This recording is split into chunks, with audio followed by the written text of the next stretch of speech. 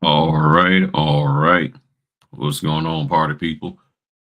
Oh man, I know might not be too many people hop on here tonight, but it was easier for me to do a live. Notifications going out. All right. So yeah, it was just easier for me to do a quick live. And let's see here. All right. When you hop in, let me know that you up in here. Hit the like button. Tell me where you coming from. Uh, let's see here. Gotta put my da da da. All right, all right. Cool. So, yeah, we here, people. We here. So when you slide in here, hit the like button. Um, if you don't mind, say where you from. And if you, hey, what's going on, KH? Good to see you. Good to see you. And if you've heard of or been hearing that the notary business is oversaturated, drop a S in the chat. Okay, just type a S. Let me know if you've heard that. Let's just say within the last year. Okay, so within the last year, you've heard that the notary business is oversaturated. Type a S in there, and I'm a type of S because I most definitely have heard that it's been oversaturated. Oh, this Matthew called. Hold on. Yo, what up, man? I'm doing a live.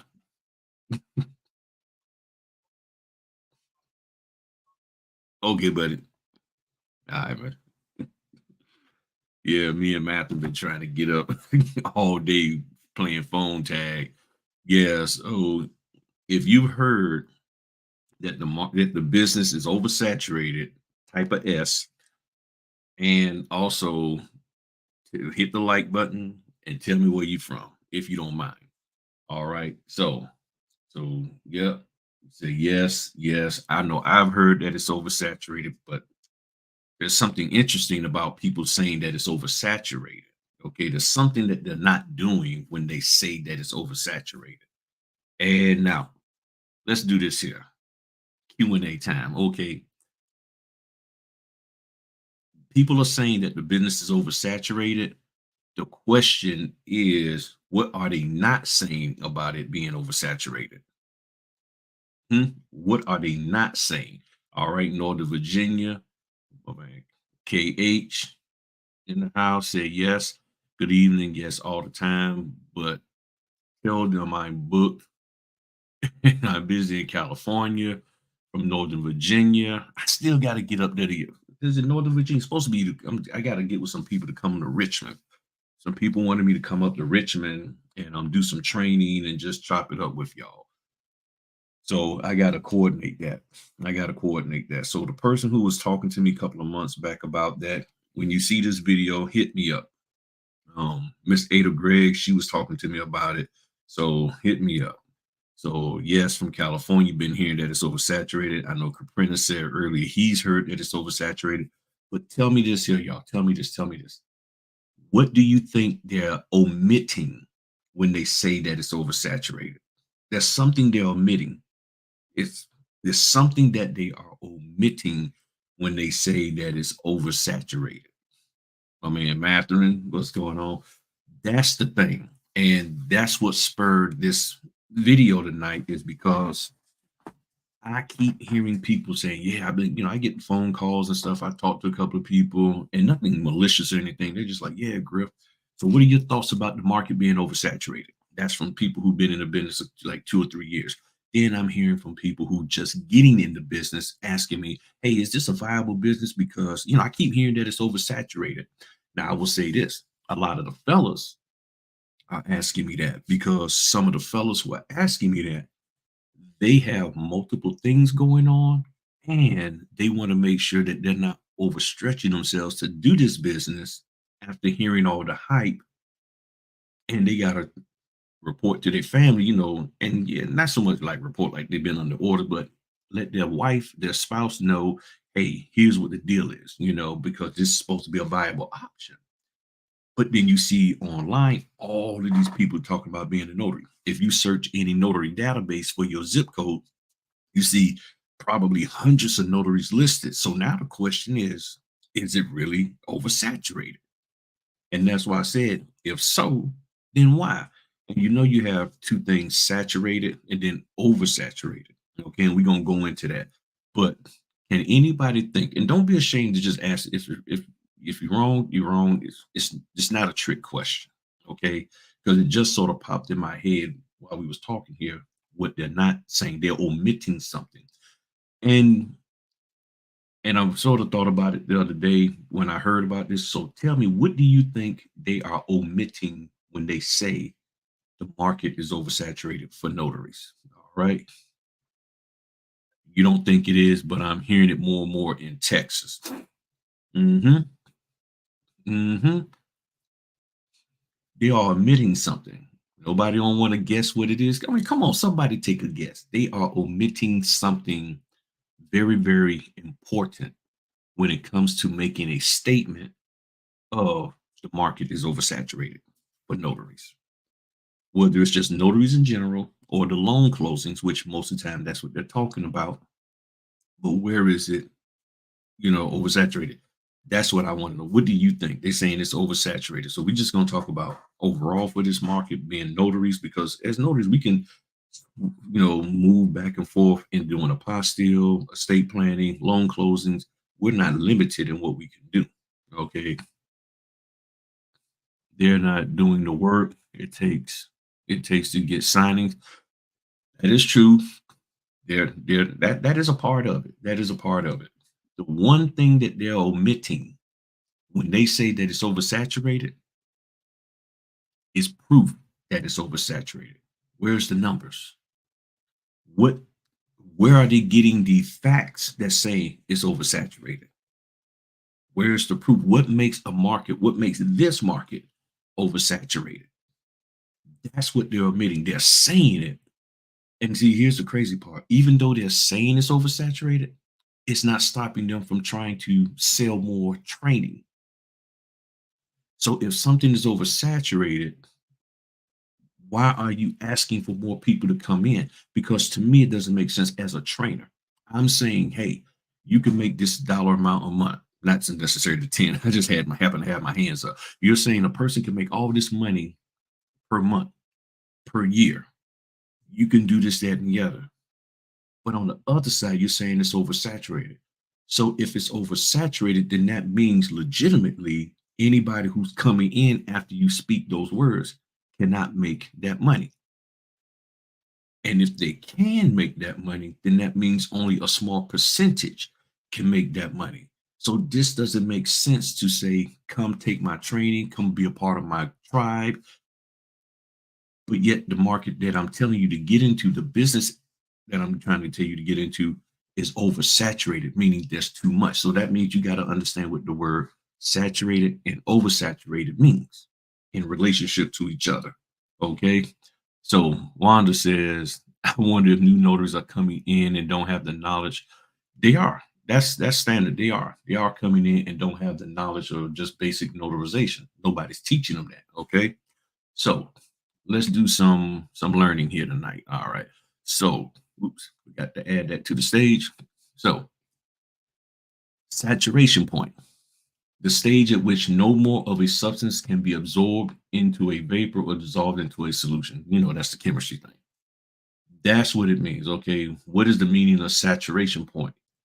At point in which so many of a thing can no more be added successfully. Okay. Let me zoom just in a little bit more.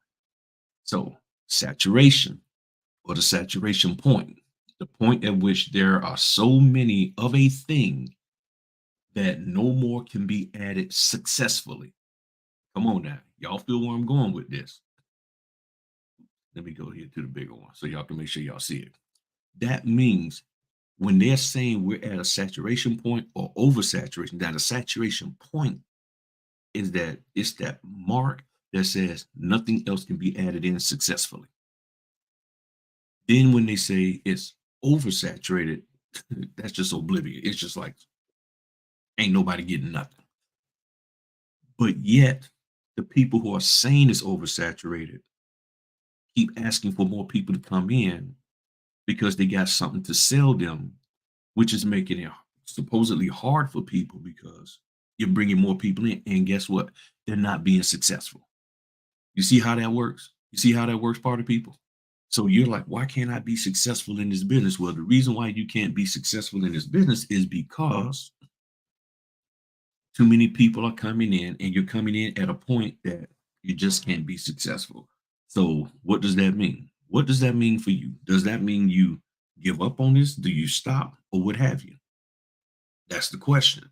But you got all these people coming in, they're telling you to come in. They're claiming that, oh man, you can make all this money. They got all kind of interviews. They got all kind of testimonials. They got all kind of podcasts and blog posts and all of this stuff. They got all kind of conferences and meetups and all of this saying you can you're gonna be fine. You can make money in this business. Oh man, there's just so much money out there. But the question is, how many of you being successful? You're coming in at a point in which no more can be added successfully. Now, I'm not saying we're not oversaturated or saturated. I'm not saying we're not at a saturation point. What I'm saying is, if that's the case, then somebody needs to provide some proof of it. And then, if that is the case, then what's the plan of attack? Or is there a plan of attack? That's the question. So let's see here. So let me go to this here. It says saturated versus unsaturated. The use of the term saturated or supersaturated in chemistry, saturated former means that the dissolve is usually expected to be at maximum participation. Saturated, oversaturating, to saturate to an excessive degree. Since a company went public, it's opening so many stores that it's at risk of oversaturating its market. And this is the point in which I'm saying that I talked about 2 years ago, and I don't know who remembers that, but about 2 years ago, I was saying we're getting to that point. We're getting to that point, and primarily oversaturated with trainers. Now, I think it's, and people going to get on me for this, but let's just look at it and help me and feel free to disagree and tell me if you disagree and give me your idea or opinion. But this is how I'm looking at it. Okay. This is not to say that Griff is right. This is just the way I'm seeing it. You have notaries out here. We're just out here doing our thing. Okay. We've somehow or another found out about this notary business and we're out here doing our thing. At some point in time, notaries branched off and said, I don't want to do the work anymore. I want to train people. Okay. Might be for a legitimate reason because notaries really need it, or hey, I can just make some money training because I don't really want to do the legwork of being a notary. Okay. So they branch off. Well, after a while, they start making some money. And the notaries who are left, like, man, they rolling. These cats over here, they rolling in some dough. Matter of fact, I can teach better than them. So then they come over here. But guess what? Now you got all of these trainers over here, but who's over here to train? After a while, all of these people here that took training, and you're like, I already took that training. I know what I need to do. So guess what? All of these trainers need new bodies. So what do? They embellish, they pump up the business to get more people to come in. And then after they come in, these new people come in, some of them say, I want to be a trainer too. Well, they need bodies. Then they embellish and get more people in. And every time you get maybe 20 or 30% more new trainers, they need bodies. They need more people. So they got to keep pumping the business and saying, oh, this is great. We're going to make money. You can make money. Come on in. And then next thing you know, you have an unsuccessful adding of people in the business. Now, if I'm wrong, which I could be, please educate me. Because the question now becomes, how did we get to this point? What led to it? Because if none of the people who are listed here in this here live stream are trainers, and you're not really going out there bragging about how much money you make and telling people, oh, you can make all this money a month. So if y'all not, and it's 19 people here, if you 19 aren't going out there, then question is, who is? Because if all of these people keep coming in, somebody has to be telling them to come in. You see what I'm saying? They got to keep telling them to come in, like that old song, "Come on in the room, come on in the room." You know that song from church. You're telling people to come on in. Well, who's doing that? And if you're asking people to come in, then do you have the necessary resources to provide them and to support them financially when they come in, meaning giving them the opportunity to make money? Now you're telling them about opportunities, but do the opportunities truly and really exist? So now you just got these notaries just sitting here floating, just hanging around, trying to figure out something. When does it pop for them? Because now you're being told, well, you come in, but this, if you try to, this isn't good enough for you to make. That's too low for you. That's too low for you. You see what I'm saying? So that's the question. Why is it oversaturated and what's the plan? Okay, so we're gonna talk about that next. So let's see here. Uh, All right, so let's look at this real quick. So it says, I said, what is the saturation point of a business? This is stuff that I just Googled. See, this is what I'm saying. People keep saying stuff, but they don't do this here research. They don't even try to research. They're just telling y'all stuff, and then y'all, yeah, man, it's oversaturated. That's what it is. It's oversaturated, and nobody can make money. Okay, then get out and go do something else. Nah, because it just might pop, and I want to be there when it does. Okay, so market saturation occurs when a market growth or a product or service stalls or halts completely as business compete for customers. Market saturation can occur on a small scale or a large scale, industry wide scale. So that means there are multiple ways that there could be oversaturation. Okay, market saturation can be at a small scale, a large scale, or industry wide. Which one are we at? It's hard. It's hard. It's hard to say. It's hard to say. Okay. And I like what Caprina is saying. He says, I don't think it's oversaturated. Statistically, there are over 1 billion notarizations done yearly. So if there's over 1 billion, okay, then that means there's plenty to be done out there. The question is, why aren't you being the one to do them? Now, how you are trained and how you approach the business makes all the difference. I don't think it's oversaturated. What I think is that there aren't enough quality notaries out there for them to pick, or they saying, I'm only going to pick a certain select. Has business going down some? Yeah, there has been business going down. Yeah. But yet at the same time, you see me, I averaged 70 last year. I did 70 some last month, 70 some the month before. Don't know how many I'm gonna do this month. We just getting started. I don't even know how many I'm at, but I've been doing them.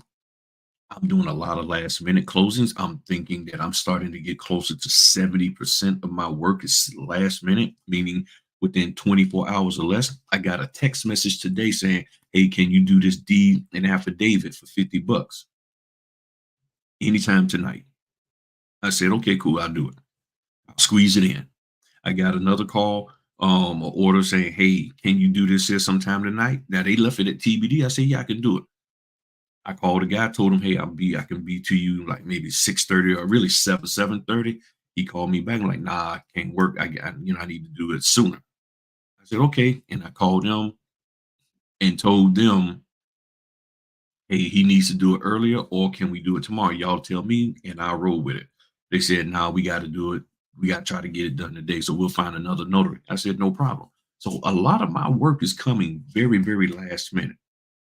Okay. And I'm talking about at what was it?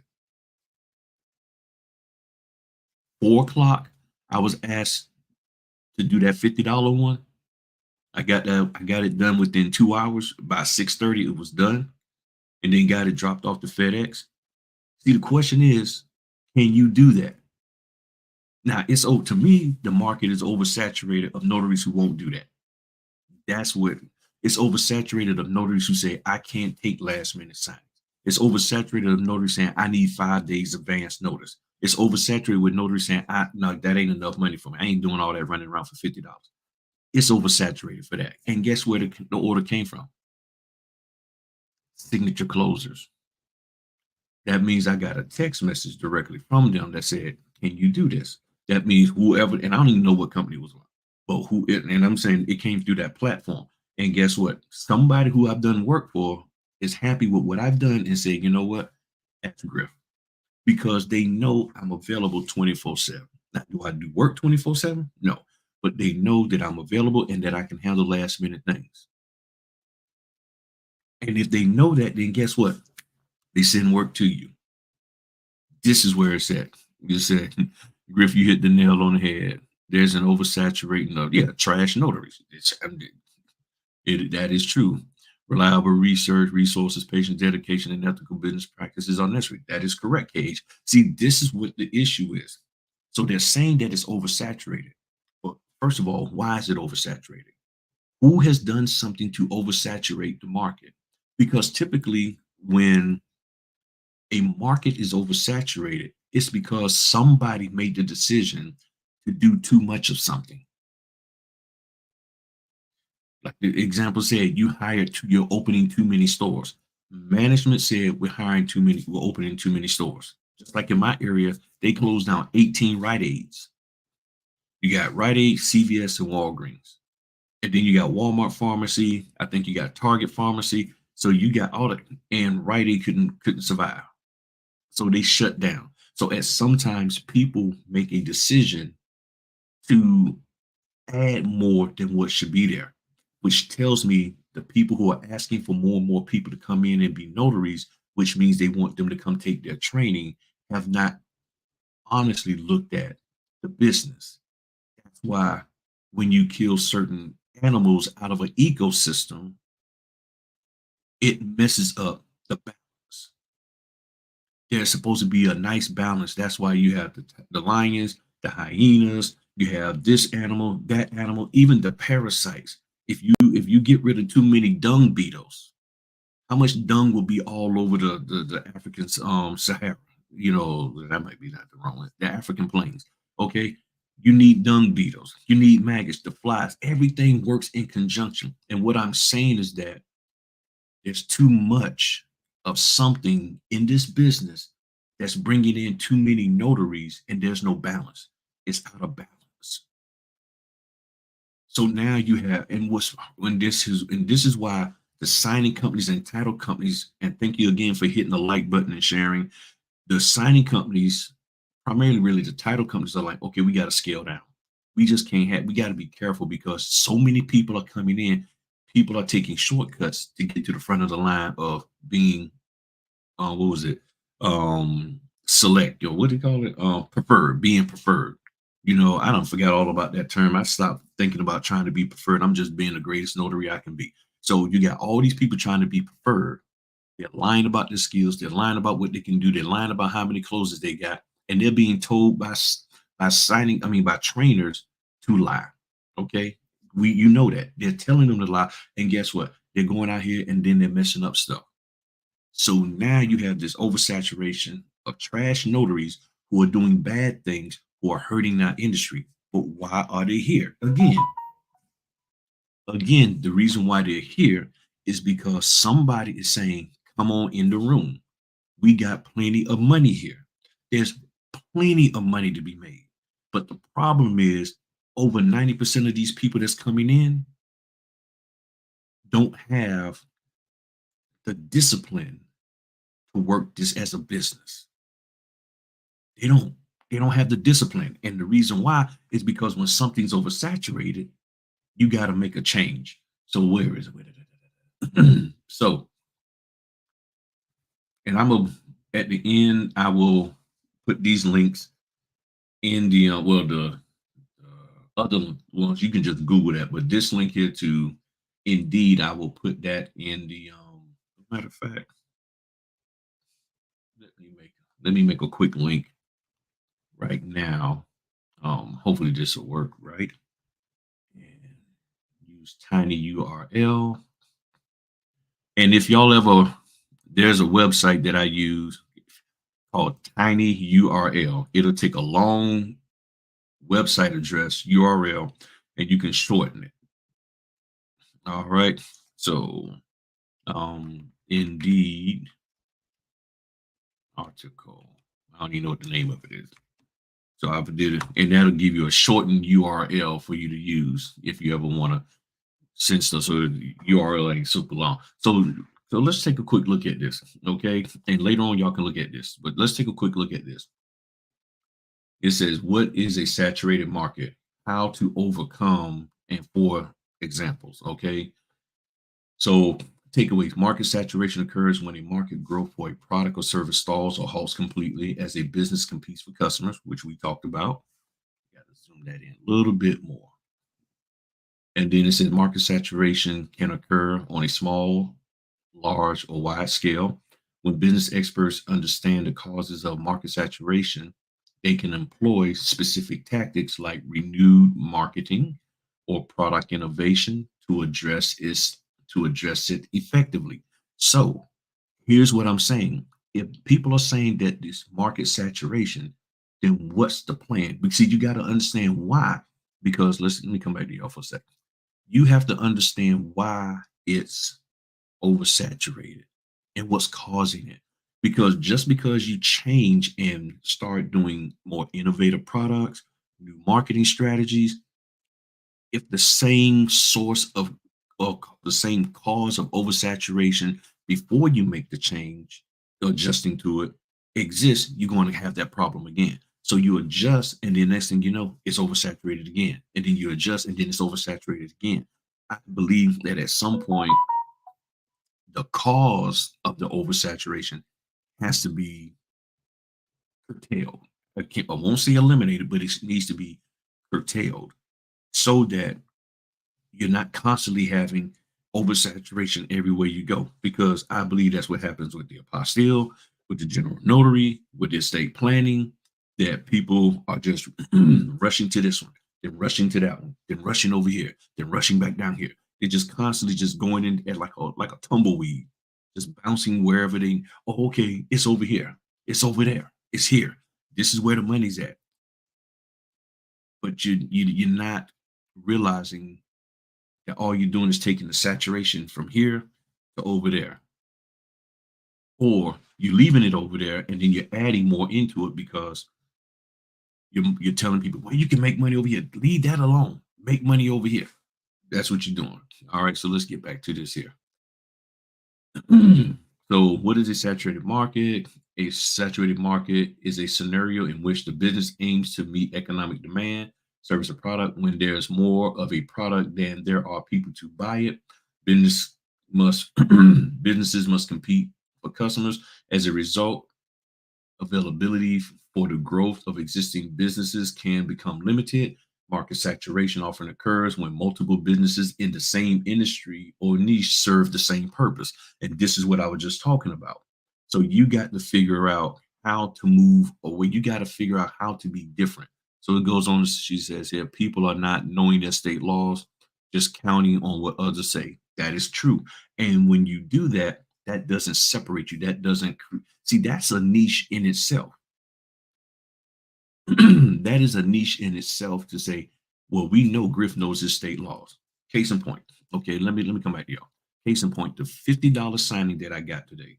Okay, $50 to get a grant deed done and um a affidavit done, a name affidavit. They had her name on there as, we'll just say, Mary Jones, aka Mary Ann Jones. Okay. And I was like, is she's well, Mary Jones White. Okay. So Mary Jones, aka Mary Jones hyphen White. Is she signing in both of those names? Which means I gotta, and I told him, I said, according to state law, I gotta do this, that, and the other to verify both signatures that I'm notarizing, or is she just signing in one? They said she's signing in her current chosen, her current name, Mary Jones. I said, okay, cool. We good. Another thing, understanding state law. An order that I got came out of the blue. Somebody called me up yesterday and said, "Hey, can you I sent an email, said, can you do this here purchase for us today? Pay 125." I said, "Okay, cool. No problem." I get the documents. Nobody said anything. I get the documents and I see that it's a Florida property. Hmm.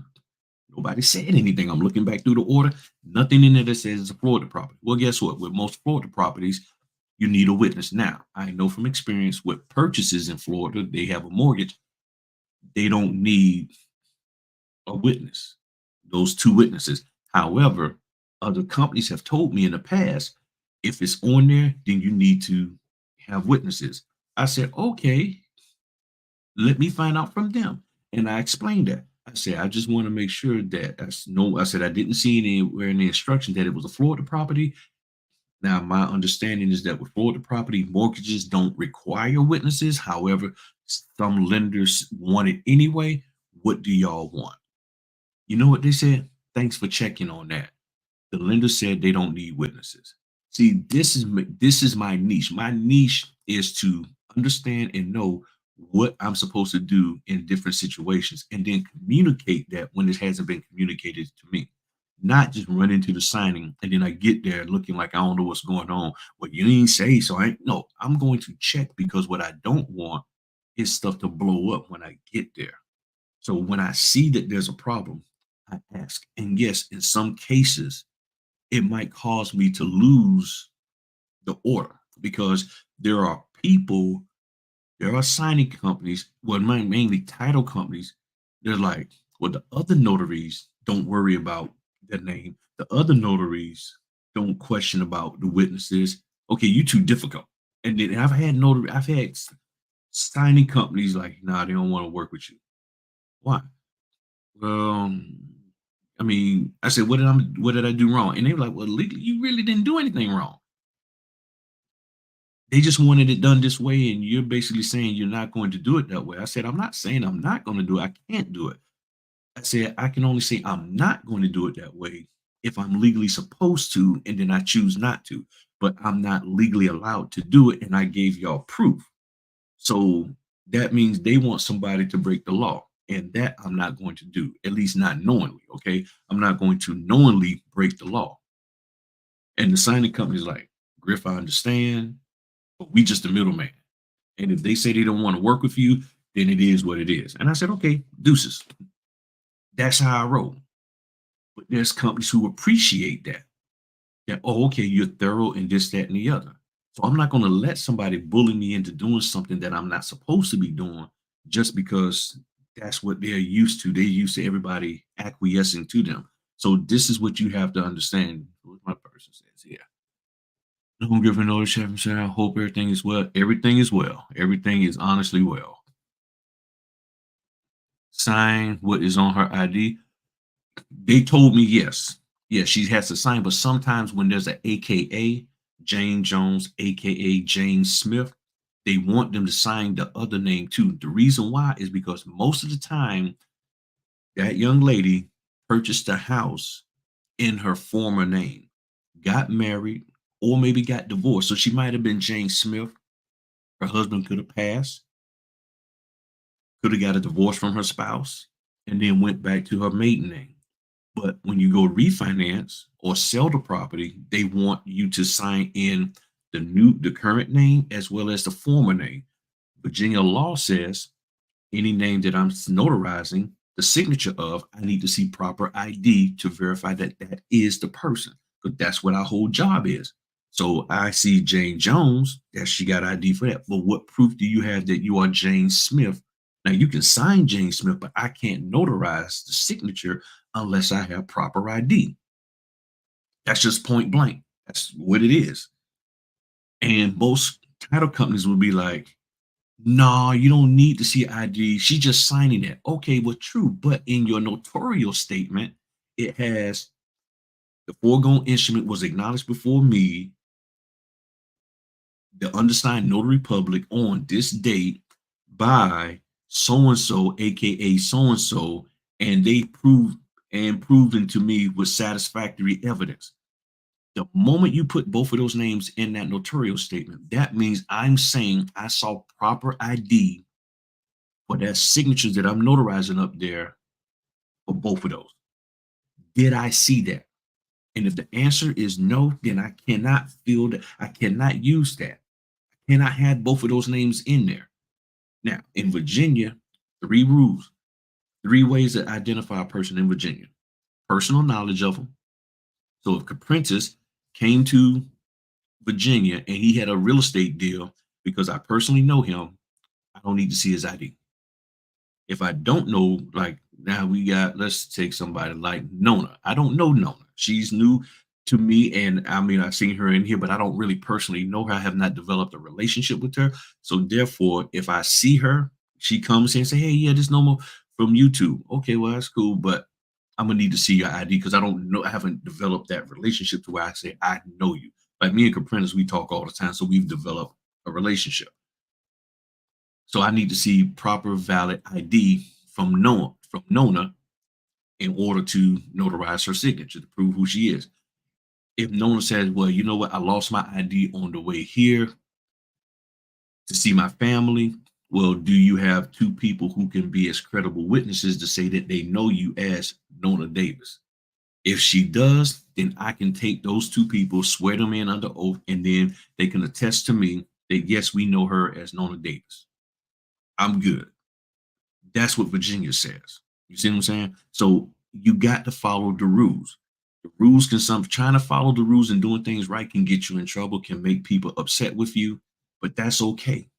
It's okay because there's so much business out here that you'll still be able to make money because there are people who appreciate you as a notary doing what? Things the right way. Because when we do it right, there's no blowback that comes on them. No blowback whatsoever. Said Florida properties inquired about, yeah. And he said he had that same thing happen to him last Friday. That is correct. Agree. She might sign, let's sign. Right now, here's the thing. Her signing in both names is whether or not they want her to. If they want her to sign in both names, then she does. If she doesn't, if they don't want her to sign in both names, then I'm only acknowledging that I saw her sign in that name. That's all I'm doing. You see what I'm saying? That's all I'm doing. He said that's true. We're the gatekeepers of fraud. That is correct. Through that, they must prove themselves up, regarding their identity, and that is correct. So this is where it's at. So let's get back to this here. So it says types of market saturation. You got micro market saturation. You got macro market saturation. Four examples of solutions to market saturation. For example, number one, create a niche, create something unique. Here's an example of how to solve market saturation by creating a niche. Okay, let's read this. I haven't read this yet. Due to the rising popularity of meal delivery subscription boxes, a meal delivery business suddenly has dozens of similar businesses competing for customers. By creating vegan, vegetarian, and gluten-free meal delivery options, a company in this market rebrands as a healthy, conscious and inclusive meal service that provides the business with a niche group of loyal customers. So you find a way to provide something that's different. Everybody's trying to do the same thing because here's the cool part. Here's the cool part about all this. What you have to realize is that people like to take the path of least resistance. And because of that,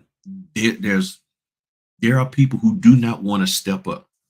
My niche, one of my other niches is this: last minute signings. They know Griff will do a last minute sign. When a person calls me, hey, can you do this? Okay, let me look at my calendar. Let me see how I can fit you in. That's the first thing I say. My mind is every single day I wake up, every single day, I am laser focused on knowing that I can get 4 or 5 calls for last minute signings, meaning last minute for today or tomorrow. I'm going to work it out. Tomorrow morning, me and my wife getting up. We go into a career fair for her business. I got a 12:30 HELOC to do. Anything that pops up, I'm on it.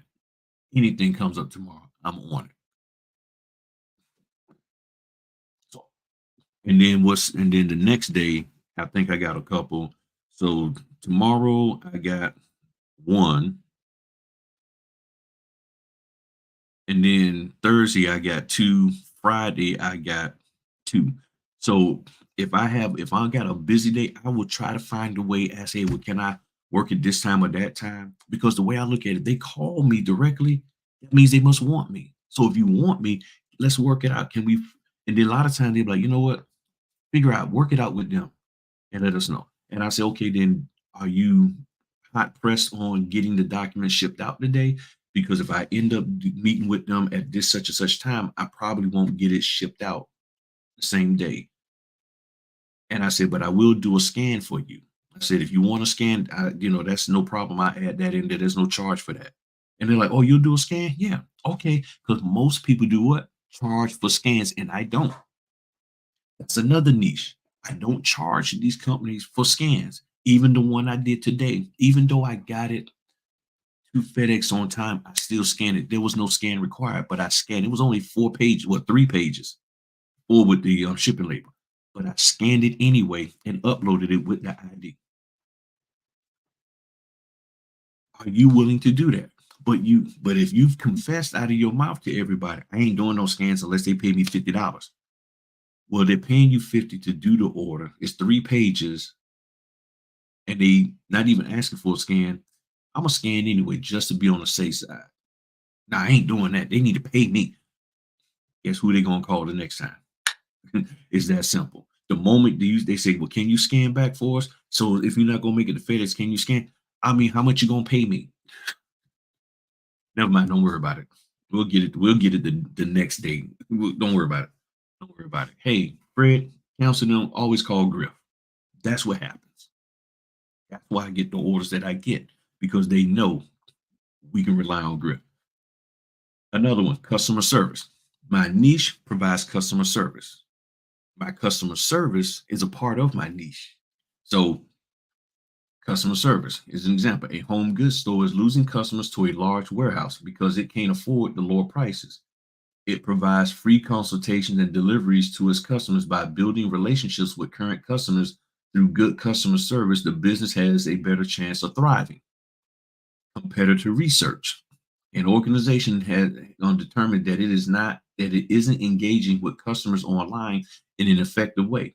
To fix the issue, the company researches other companies in its market, which shows that none of its competitors are advertising on a new social media website. When it begins a marketing campaign that creates engaging posts on that site to attract a new set, it begins marketing. It then begins a marketing campaign that creates engaging posts on that site to attract a new set of customers. That's one, again, when companies call me, I talk to them, and I've did this in the past. I don't do it so much now. I'll say, so everything's going good with those new notaries? And they're like, oh. I say, well, what are some of the concerns that you have with new notaries, so I can make sure that I don't fall into that realm? And they'll tell me, well, it's this, it's that, it's that, it's this. Okay, well, I say, well, look, don't worry. I said, if y'all ever need scan backs, just tell me. I said, it's no problem for me to scan back. Just let me know and I'll scan it back for you. Okay. You don't have a problem? I say, no, I don't. Just let me know.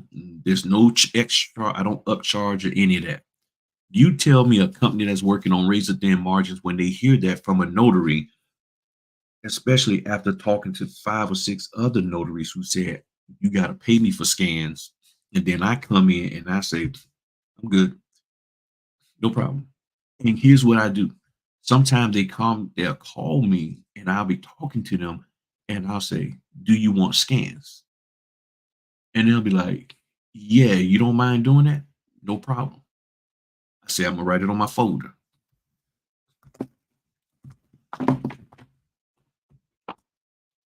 What did I say? What did I say? 5:30 p.m. was an order.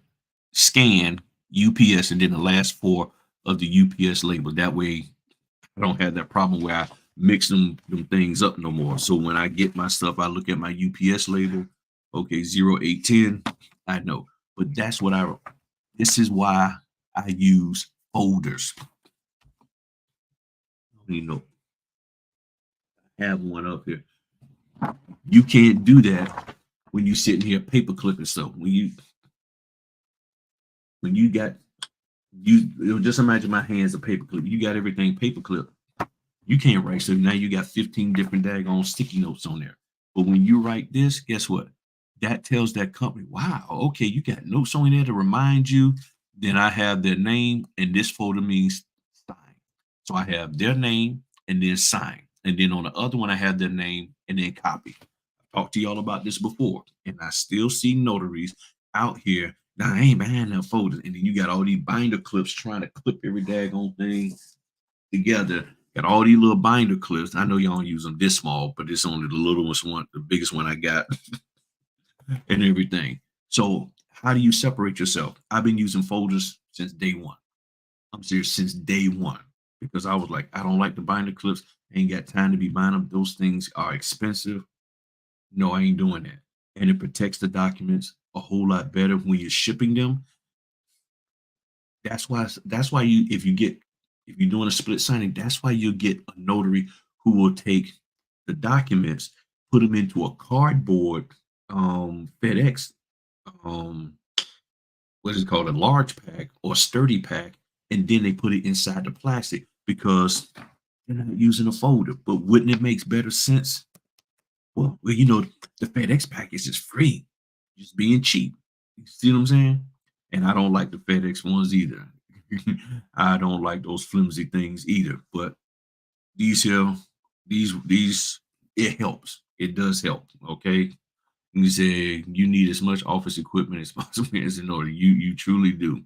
Then you say exactly. Can't always charge for everything. Sometimes it pays to be nice and considerate to others. You never know what they're going through. Plus, it's called good customer service. That is correct. Now, let's look at this last one. All right. Diversification and innovation. So it said, here's another example. Ebooks have caused a decrease in profits for a publishing company. This business begins posting insightful industry content on a website that can earn it money through advertisers. Then it releases its publications as ebooks and offers special edition print copies at an increased price. And these incentive and innovative tactics expands its audience within the industry. So what it's talking about is how to diversify and to make things better in a saturated market. The question is, are you doing it? And just because you run to start, well, I'm gonna just do apostille. Well, I'm gonna just do estate planning. I'm gonna do general notary work. I'm gonna do field. What are you doing within that to separate yourself and to make yourself stand out? Because guess what? Keep this in mind. Keep this in mind. Everybody who's switching from loan closings to any of those other areas are pretty much taking the same training. So everybody's getting taught the same. Why a lot of people failed at loan closings? Because you all took the same training, and the same training, if the same training was jacked up, guess what? You was all executing the same failed plan. You was all executing the same failed plan. So guess what? How can you be successful if everybody who just paid $80 for a training course is executing the same thing? You all fail. And when you listen to the people who say they've been successful, they broke out of what that training course said. They did something a little different. They sat up there and said, okay, well, the training course is saying this, but I'm going to do my own thing. And that's why some of those trainers like to stay connected to y'all so they can then take what you have done and then incorporate it into their training course and act like they came up with something, or even get paid for teaching what you did on your own. And now they're like, oh, I never thought of that. Because I'm going to just be real. A lot of these trainers out here are very short sighted. They're short sighted. They saw enough to say, I'm going to start a training thing. But beyond that, they're very short sighted. The reason why I say that, because so many of them are spending their time trying to get you to give them ideas so they can incorporate it into a course. But are you even getting compensated for that? You're giving them ideas and you're not even getting compensated. So let's keep going.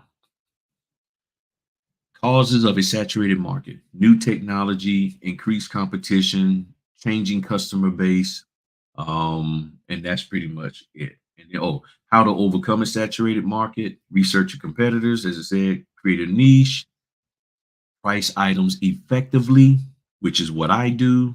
That's the number one thing I do. I price my stuff effectively. Then it says market your product. Find creative ways of marketing yourself. Now, the phrase that I came up with, and I always say this original with me. So if you hear other people saying it, tell me because they're stealing my stuff. The number one way to market your business is to be ready to do business.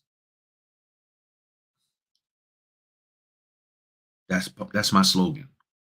The number one way to market your business is to be ready to do business. When somebody calls you, that's why when they called me and said they texted me, "Can you do this tonight?" Yes, because I already knew I could.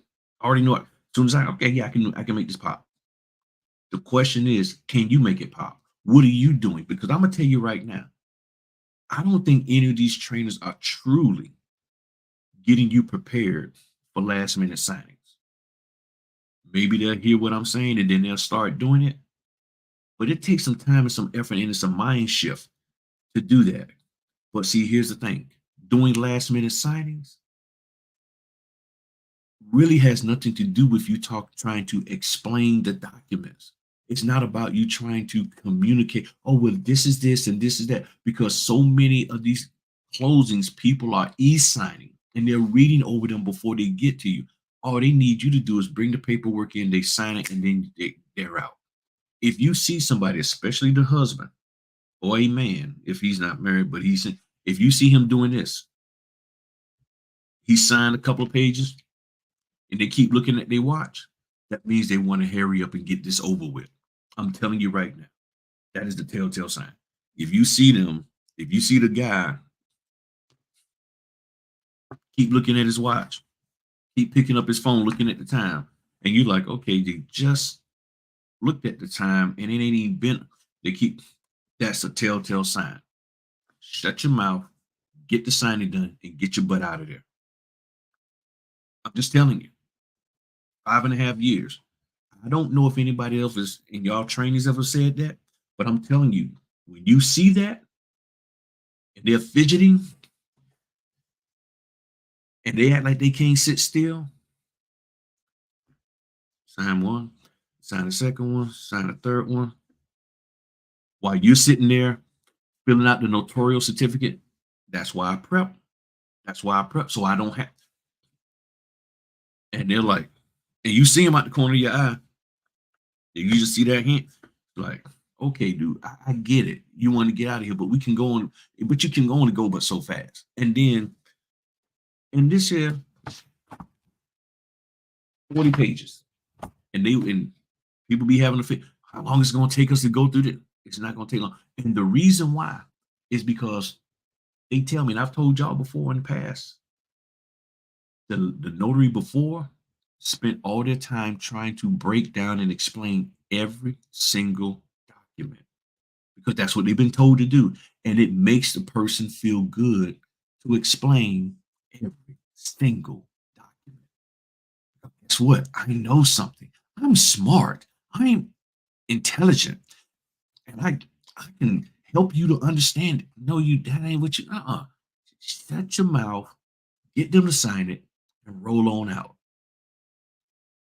I showed the members, the channel members, an email that I got. Let me see if I can pull it up real quick. Hold on for a sec. And also ask any questions you got. Any questions you got in there, feel free to ask. I meant to tell y'all that earlier. Ask any questions that you have. Let me see how I can pull this up. Let me see how I can pull this up.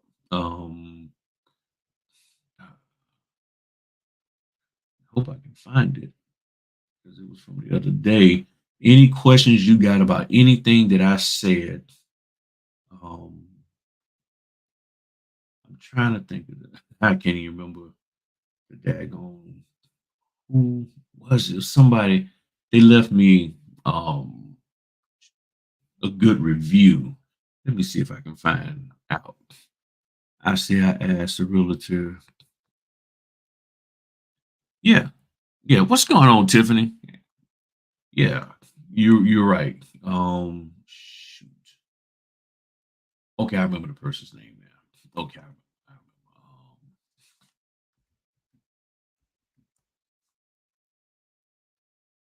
remember. Here we go.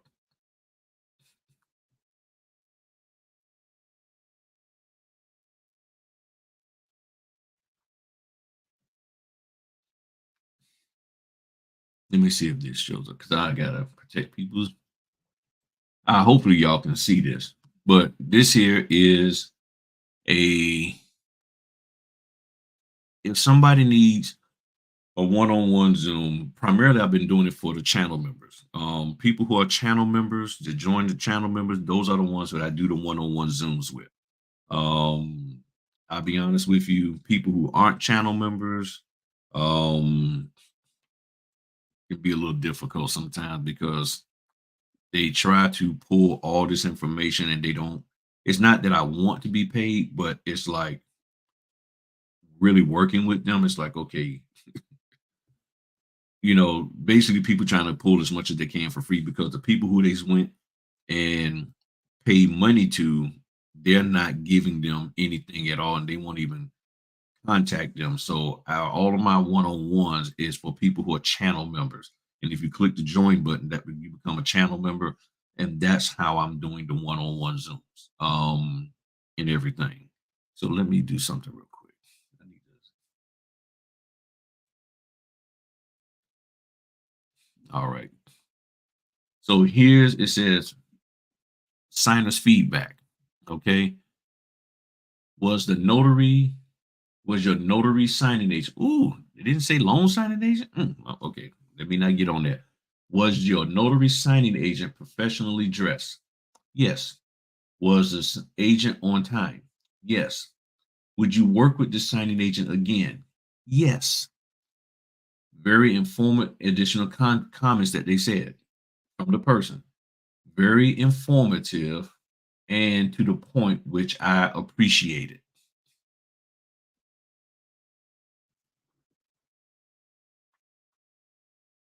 They don't have to share those with us, but they shared that with me. And I was like, okay, cool. That made me feel good. And I told him, I said, hey, that put a big smile on my face. That put a big smile on my face. This is what I'm talking about. Are you professionally dressed? See, I'm really gonna get in trouble with this. Ladies, y'all need to stop wearing these little onesie jumpsuits to these closings. Y'all need to stop going to these closings with your shoulders all out. Fellas, stop running around with your chest hair showing. Stop wearing these overly tight pants, showing your manhood. Stop going in there, fellas, with all of this extra cologne on. I'm just saying, because they asked the question. Just because you don't see and they don't say anything, don't mean they're not asking, were they professionally dressed? And if you coming in there and you are funky, like today, the signing that I had, oh my goodness. I went to one, I was in the man's house for no more than 6 minutes. He had it was called a claims. He was some kind of claim, and it would just come in and have them sign 3 pieces of paper. Each one of them got notarized, and I was in and out. That was it. Oh my goodness. I came out of that house after 6 minutes being in there, smelling like every cigarette butt that he had laying in that house. I ran. I forgot to bring my clothes sanitizer spray to fret, for that.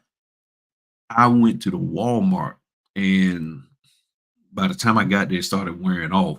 But I went to the Walmart and was going to buy some spray. I went and bought some air freshener. I had some $1.97 air freshener that I was going to just spray all over myself. I didn't care because I did not want to go into another person's house funky. But right at the time that I was getting ready to buy it, I had just picked it up. The signer called and said they had an accident. Somebody had an accident and they couldn't get there to watch the kids, so they needed me to come to them. And I was like, okay, no problem. I had to drop everything, and I got there and I said, please forgive me for smelling like cigarette smoke. I had, I was getting ready to buy some air freshener, but I knew I had to get here and it was going to take too long. They said no problem, everything was good. And by the time I got to them, the odor with the windows down wore off. But they check all of that.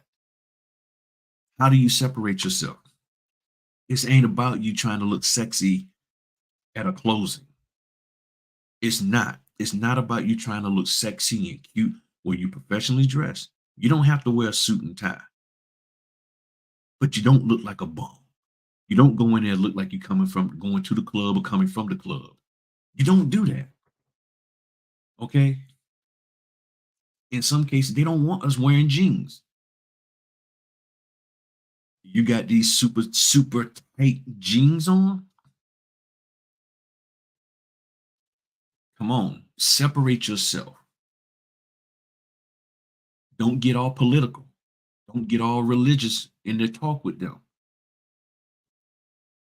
Find a way to separate yourself so they can give good comments about you.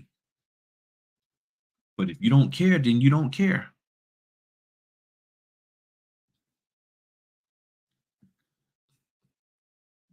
Tell them Grill. Agree. It's not happy hour. That is true. Danny Dontry. Go in there for the loan closing and leave out, causing a divorce, wearing those skimpy clothes, making someone else's spot. That is correct. And I've said this over and over again. You have to be very careful in doing, you go in there, ladies, with your stuff.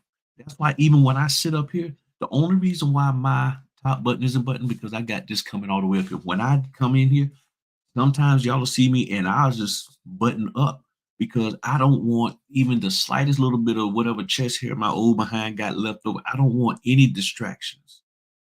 I don't want anybody like, ooh, what. So if I ain't wearing one of my compressions underneath, my stuff is buttoned up. Go back and look at my videos. You'll see. And a lot of times I'll turn around and I'll just button up right here in front of y'all. I don't care. And the reason why is because years ago, when I was working a W-2, I was talking to some people, some ladies didn't want just minding my own business. Had my regular tank top on. I use the A. I don't use the sleeve. I use the regular A. And that was when I had a little more chest hair. And they actually complained and said that I was showing my chest hair at a W-2 job. Said I was trying to show my chest hair to them. I was just wearing a cloak shirt. And they said out and they came and tried to counsel. I was like, oh no, bum down. Ain't got time for this. Never spoke to those people again. Just trying to be nice. Hey, how y'all doing? Good.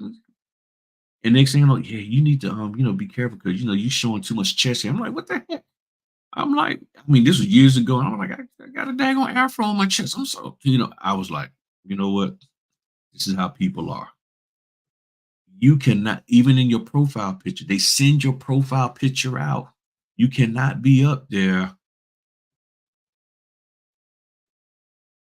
all of that kind of stuff. You cannot. Fellas, you cannot be like, oh yeah. You cannot be sitting up here with the one eyebrow like the rock. I can't even do the daggone thing. You cannot be up there looking like you looking for something delicious or you want to be that delicious something. You cannot do that. You cannot. But too many people are.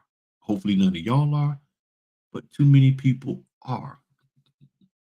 You say, what are some tips to do this full time? The main tip is get your logistics together. That's why I got two printers. That's why I got toner sitting all over the place. That's why I got plenty of paper. Logistically, you gotta have your stuff together because to do this full time, you got to be ready to go when they call you. Can you do it with just one printer? Yes. Can you do it with just two trays? Yes. But you still got to be ready to go when they ask you to. You got to be expecting the phone call. You got to keep your phone with you because at any time you could get a notification. A tip here: first class the company First Class. I think it's called First Class Signings. Let's see what the name, how they call themselves. How they call themselves? Just First Class. Yeah, First Class Signing. First Class Signings on SnapDocs. Order comes out, you reply, I'm available. At least in my area, they send a text message next asking, are you still confirming you still available for that closing?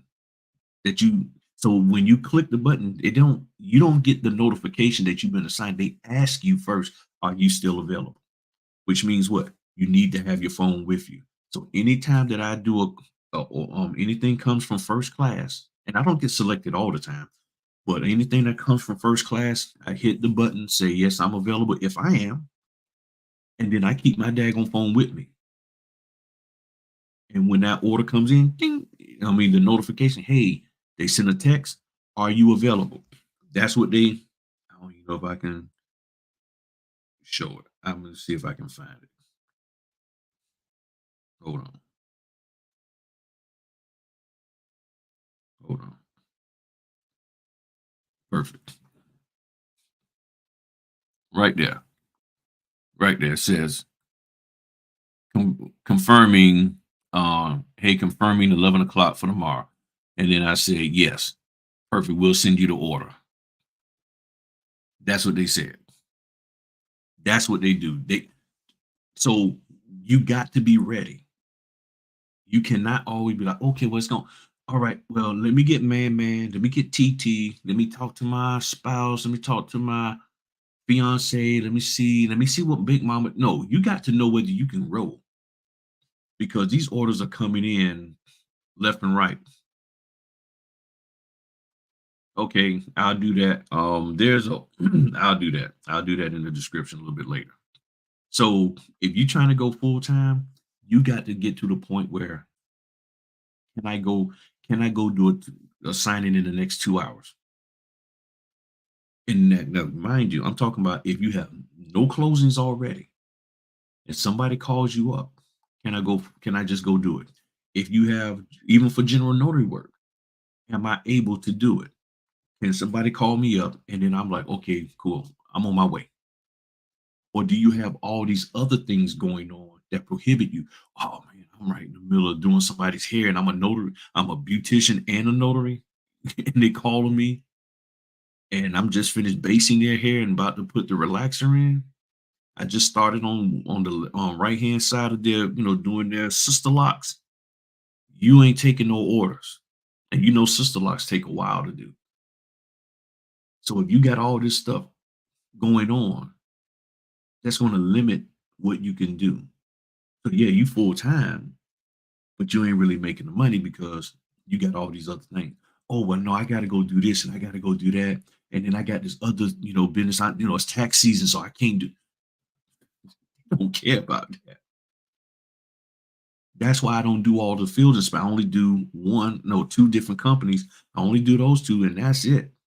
I can't do Maverick. I can't do all these other ones. That's why I don't do that much general notary because if I try to do all this general notary that do come, then I can't do the clone because I'm gonna sit here for 5 or 6 closings in one day. I can't squeeze you in. They call and I say, well, no, unfortunately, I'm already booked. And I don't tell them doing loan close. I just tell them I'm booked. Hey, can you come back? I'm booked. I'm booked. I'm booked. And I end up saying that a lot. That's why I don't push me doing general notary work because I know what my schedule is. I know that I can't do it. Okay. And I even got a call that day I did 9 closings. Somebody was asking, I said, not available. Yeah, I'm already booked for the rest of the day. They don't know. They just know I'm booked. And then a lot of times they hang up before I get a chance to refer them to another notary. I'm like, oh well, they'll find somebody. So this is what it's all about, people. Is the market saturated? I don't really think so. I honestly don't. Has work gone down? Yeah, but I don't think it's oversaturated. Is it oversaturated? Well, it's not oversaturated with good top quality notaries, and I'm not trying to be funny. It's not oversaturated with notaries who are ready to go on a moment's notice. That's true. It's not. Let me ask you this here. Put a one in the chat and be honest. If you really, when you wake up tomorrow morning and you get a notification at 8,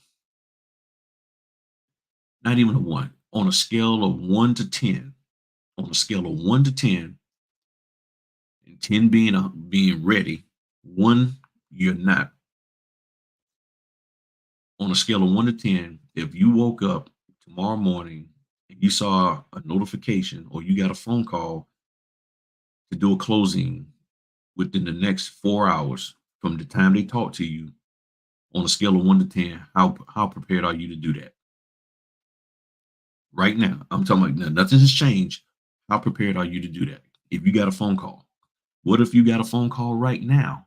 Because you could, because remember, people in California are still working these closings, and there's a notary who has a closing in your area, and then all of a sudden, that notary says, I had an accident or something happened, and I can't do that 8 a.m. closing. And then they send out a notification, and you see it, and you ignore it, and all of a sudden they call you, and they say, hey, Tiffany, we got this closing tomorrow at 8 a.m. We got the documents ready. We'll pay you 125.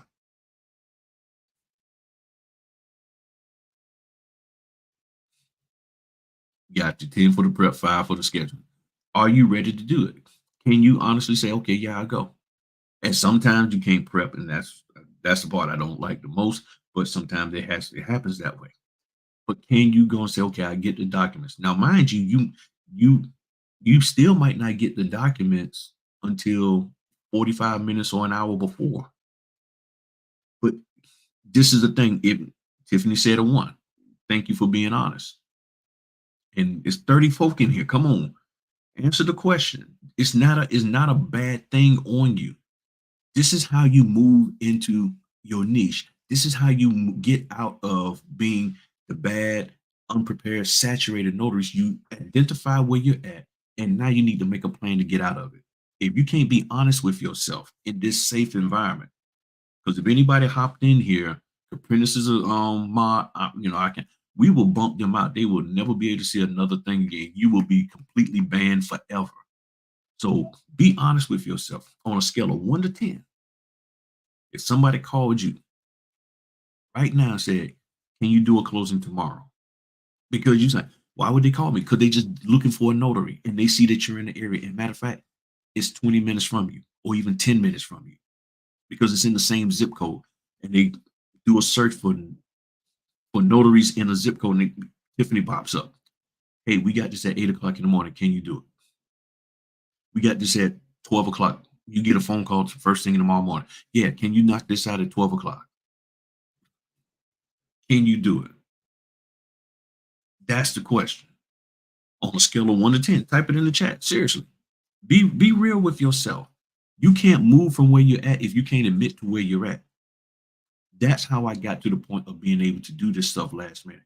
I had to admit that I was not prepared.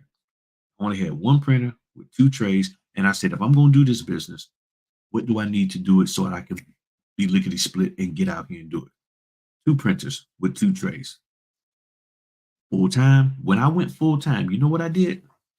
I bought a whole bunch of extra business cards. I still got plenty of business cards. I don't give them out a whole lot.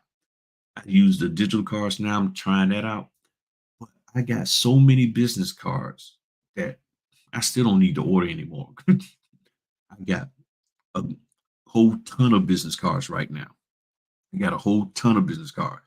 I got prepared and I'm ready to go at a moment's notice. And once I realized the deficiency that I had in my notary business, I started working toward getting it fixed. What do I need to have? And when I started seeing that notaries didn't like doing something, so you analyze and you research your competition, found out just talking to notaries, nah, I ain't doing it last minute. Why not? I ain't got time to be running around like that. Hmm, okay. Am I willing to run around like that? It's either yes or no.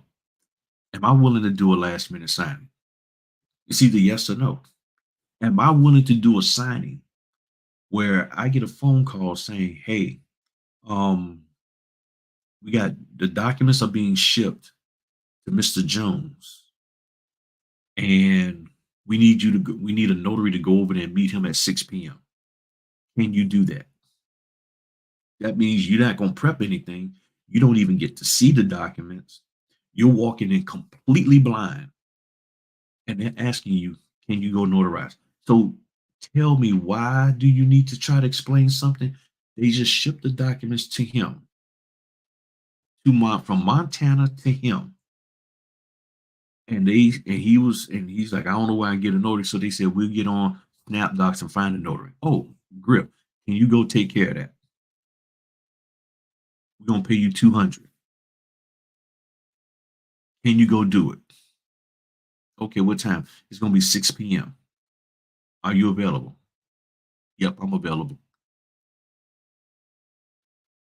Don't matter to me what the closing is, how many pages, none of that. I don't know nothing. All I know is they need a notary to do what? What I'm commissioned to do.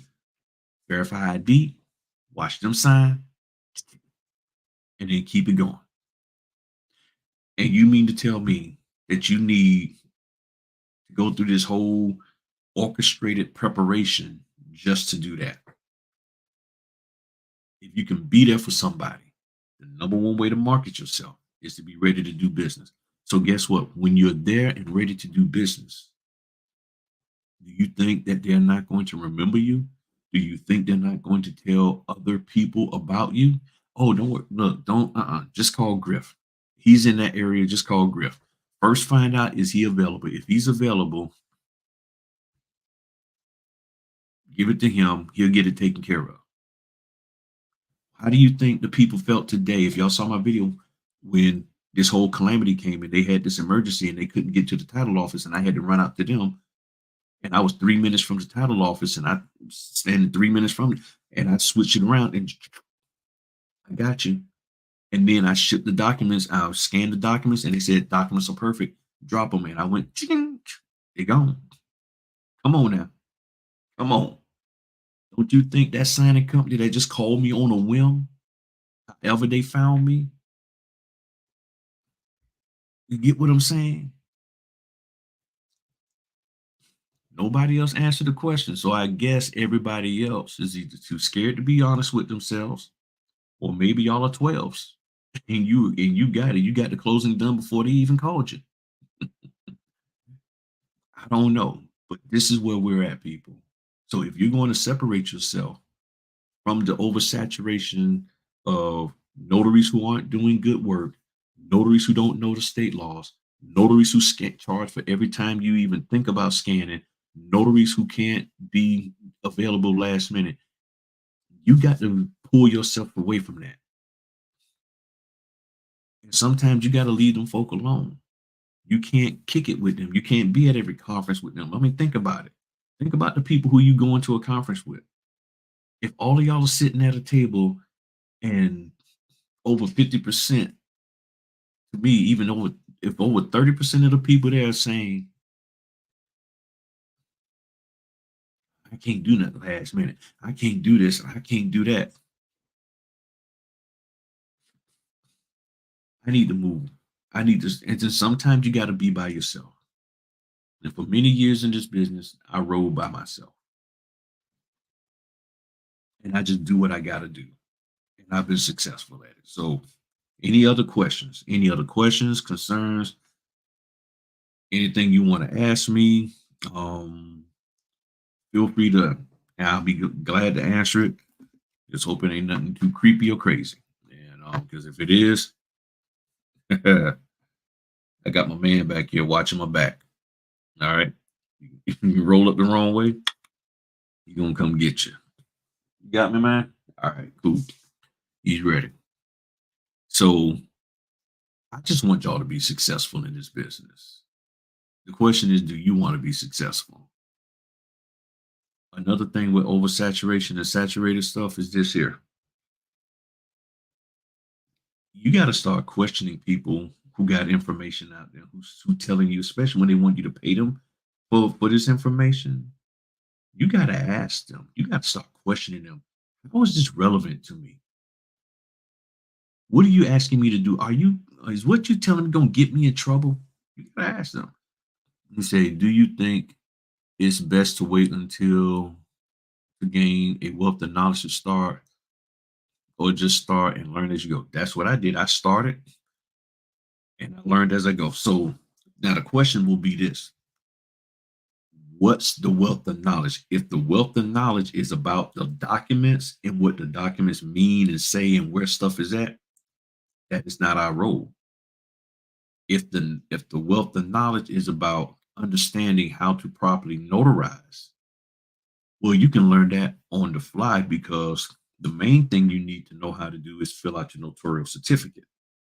You also need to understand what are your state requirements for proper identifying a signer. What are the elements? Okay, because like Virginia, first you got to personally know them. If you don't personally know them, then you need to they need then they need to provide proper photo ID, and they give us 7 or 8 IDs that we can use. And if they don't have that and you don't personally know them, then credible witness, meaning somebody who can say under oath, you swear them in and they testify to the fact that they know this person, and they explain to you how they know them. They can't just be like, oh, well, I just met them yesterday in the at the car repair shop. And we just tripped and found out that we went to the same school, but 6 years apart from each other. That's not personal knowledge of them. No, you can't do it. But you have somebody who really know them, and then referring to the law. Yeah, the laws, you'll learn those as you go. Because here's the thing: if the state actually felt that you needed to know the laws fully and 100% and completely, they would have told you. They said, okay, you get commissioned as a notary on March 5th, but until you prove to us that you know dot dot dot, you can't notarize a thing. They expect you they expect you to be mature enough to read the documents. I got my water over here. When I'm saying documents, talking about their manual, their handbook. Read their handbook and comprehend and understand what it means. If you if you saw the daggone video I did the other night about acknowledgments and jurats, if you saw that video that I did from the other night, I showed y'all ways of finding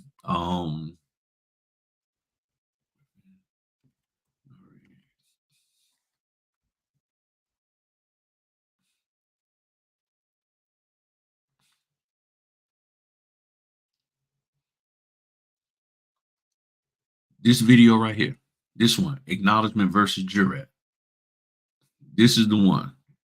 I was just double checking. I'm like, man, I ain't got the same shirt on, do I? People be thinking I ain't washing. You know what I'm saying? And so, oh yeah, now this is a different blue, but this one here, and I point out in this video, and let me put the link in the description real quick. Go to my tiny URL.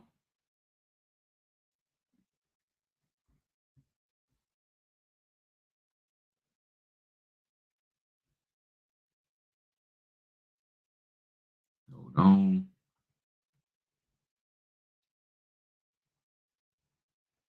Shorten and drop it in here.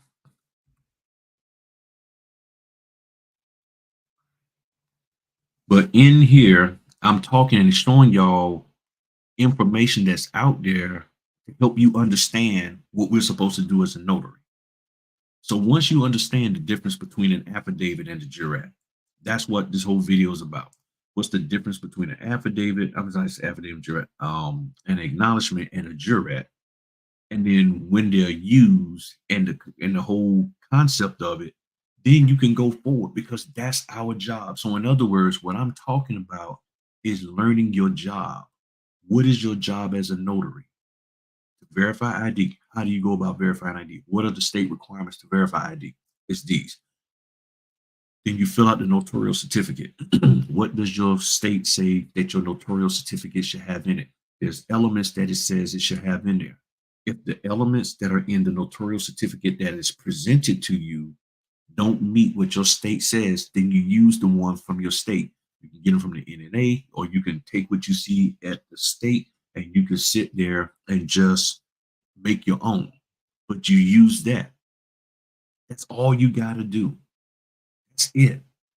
And then you sign, you stamp, as long as it meets the state requirements, then you're good. The question is, do you understand that? If you don't understand that, what good does it do you to learn the documents and know what this is and that is and what and breaking all this stuff down? No, that is no. So you got to know your state requirements of what you're supposed to do. Read the handbooks. Take the NNA's Notary Essentials. So it says, what is the best way to control the cost of document shipping? Well, if you okay, we shouldn't be paying for loan closing documents. They typically give us a shipping label. I have a UPS account and I have a FedEx account, and I have a business one for each. And my business FedEx, man, they cut the price down deep. They cut it real deep. I'm talking about there's times where I've had to ship stuff and the actual cost to ship it was 98 bucks, but a discount that I get ends up being $31 that I'm paying. So you get your FedEx account, but I don't know what unless you're talking about apostille stuff, then yeah, you probably want to get a FedEx and a UPS account. And the other way to reduce the cost is shipping to a business address. When you ship to a residential address, both of them, UPS and FedEx, charge you more to ship to a residential address. So make sure that you're shipping to a business address and get you a business account with FedEx or UPS. That's what I do. Um,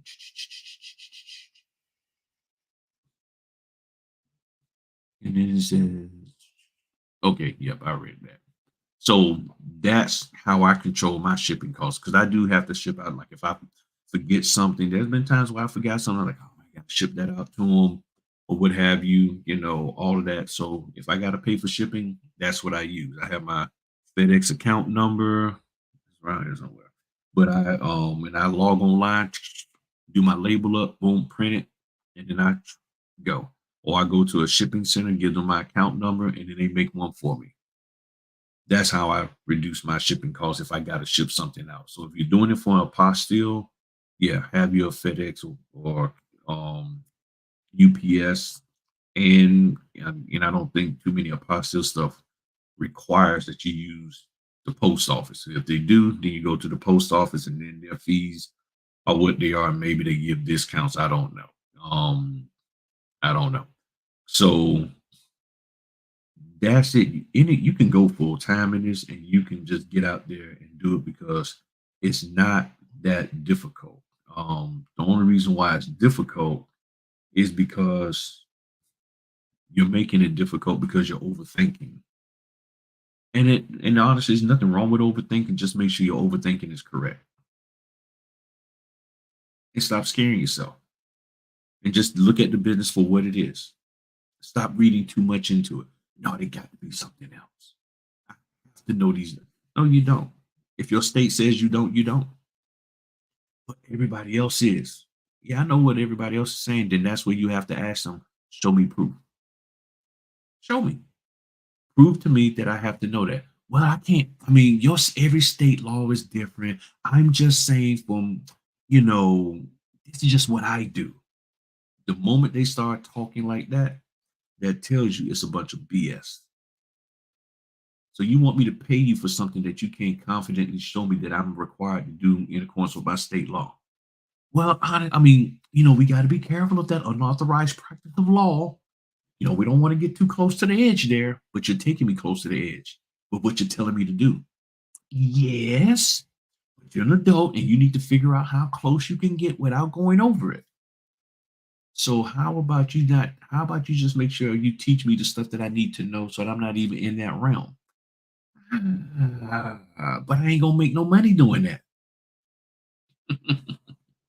Tell me if I'm wrong.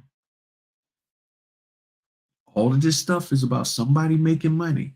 They're teaching you stuff they're telling you stuff, teaching you stuff that you have to pay for, and the majority of it is not even applicable because it violates your state law. So again, why would you learn from somebody who's telling you to do something that's outside your state laws? All right, let me get on out of here, y'all, because I got to get up early in the morning. We got to be rolling by 7 o'clock, and I already printed my documents, and I'm just checking to see if anybody texted me. Oh, heavy rain tomorrow. Okay, so yeah, I got to really be ready. You got to really be ready. Okay, so other than that, I greatly appreciate each and every one of y'all. Thank y'all for hopping in here and listening to me tonight. I was going to record it, but I was like, it'd just be easier for me to hop up here. And I just really shot from the hip because none of the stuff that I went over tonight, I had a chance to really review ahead of time. So that's it, So greatly appreciate y'all. Hold on one thing. And then one last thing.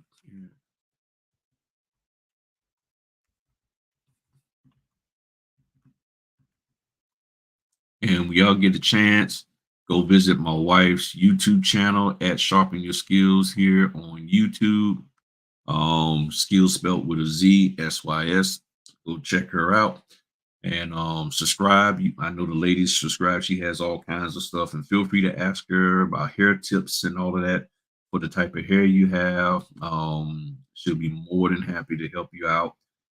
She does primarily natural hair, but she's been doing hair for over 30 some years, so she can answer any questions that you have for as healthy hair and maintaining it and coloring it. And that color, you got to be careful because it can really damage your stuff. It can really damage, especially over processing it and putting too tight, doing your color too quick. It can really thin your hair out. Yes, I've been paying attention and all that good stuff. So check her out here on YouTube and all that good stuff.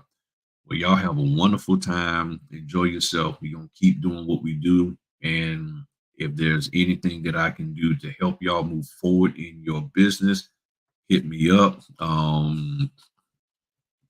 Notary help at griffin.notary.com. Or you can text me 797-5432. Or you can text me. And if you email me, and if whenever you contact me, especially if you email, please include your phone number. Because a lot of times I just give you a call to answer your question back. If you text me, of course, I have your number. But if you email me, please include a phone number. Please include a phone number. All right. Y'all have a good one. I spelled all of that correctly. Yeah. Thank you very much. Yeah. Thank you very much. I will keep doing more and check out my channel. I got over 1,000 videos where I've been doing these lives and stuff. So greatly appreciate y'all. Talk to y'all later. Peace.